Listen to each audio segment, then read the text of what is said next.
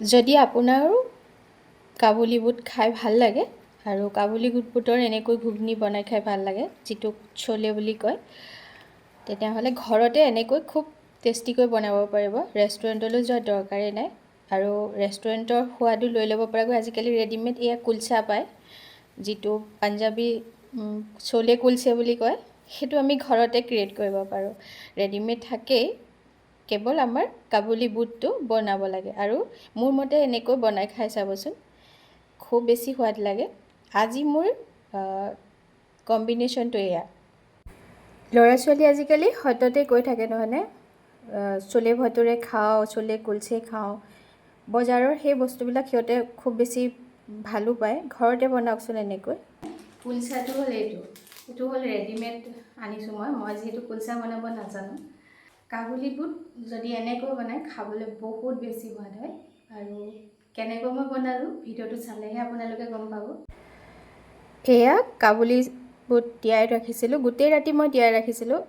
2 ঘণ্টামান তিয়ালে নহ'ব, কাবুলী বুট অলপ অভাৰনাইট তিয়াই ৰাখিব লাগে, তেতিয়া বনাবলৈ ভাল হয়। প্ৰেছাৰ কুকাৰত দি ল'লোঁ, ভালকৈ এবাৰ ধুই ল'ব লাগে। যেতিয়া তিওৱা হয় তেতিয়াও অলপ পানী দি খুব ভালকৈ ধুব লাগে তিয়াই থোৱাৰ আগতো। নিমখ দি দিলোঁ, দি এতিয়া প্ৰেছাৰ কুকাৰত 5টামান চিটি মিডিয়াম ফ্লেমত অহাকৈ এনেকৈ কাবুলী বুটখিনি সিজাই ল'লোঁ। এতিয়া এখন কেৰাহীত মাষ্টাৰ্ড অইল দি ল'লোঁ, লৈ তাতে দি দিছোঁ পিঁয়াজ, লং, ইলাচি, ডালচেনি, আদা অলপ, নহৰু, বিলাহী, অকণমান নিমখ, হালধি, এই গোটেইখিনি দি অকণমান সময় এইখিনি ভাজিছোঁ। আৰু লগতে এয়া পানী দি দিলোঁ, দি এই পানীখিনি শুকাই যোৱালৈকে, মানে যিখিনি পানী শুকাই যোৱালৈকে ঢাকি দিম অকণমান সময়। আৰু এয়া মই দেখুৱাওঁ আহক, কাবুলী চানাখিনি এয়া এনেকৈ হেঁচি দিলে এনেকৈ ভাঙি গ'লেই হৈ গ'ল। এতিয়া এইখিনি চালনী এখনলৈ কাঢ়ি লওঁ দেই। একদম সহজ এটা ৰেচিপি, বনাবলৈ বহুত বেছি বেলেগ বস্তুৰ দৰকাৰ নাই।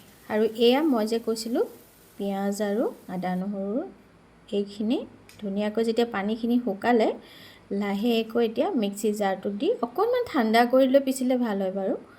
এয়া এটা পেষ্ট কৰিলোঁ। আৰু আন এখন কেৰাহীত আকৌ অকণমান মাষ্টাৰ্ড অইল দিলোঁ, দি তেজপাত, পিঁয়াজ, কেঁচা জলকীয়া অকণমান সময় এনেকৈ ভাজিলোঁ।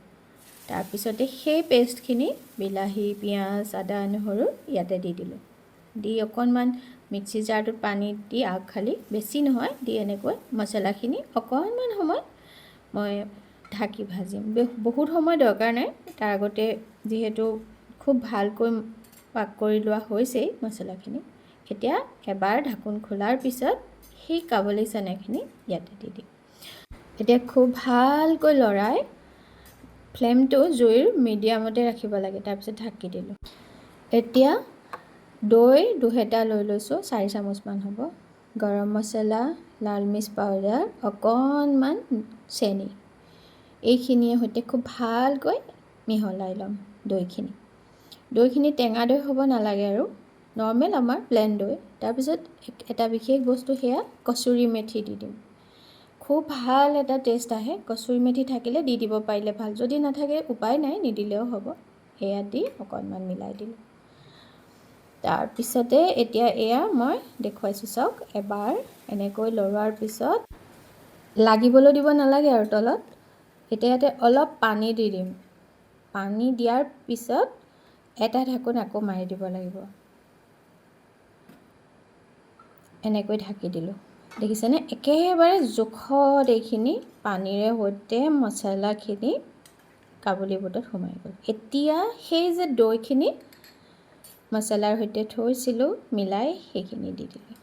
জুইৰ ফ্লেমটো কিন্তু হাই নহয় দেই, ল'তে হ'ব লাগে। যিমান ডাঠ হৈ আহে সিমানেই মানে শুকাই যাব নহ'লে। আৰু অকণমান বাটাৰ দিলোঁ, এইটো যদি আপোনালোকে নাখায় নিদিলেই হ'ল।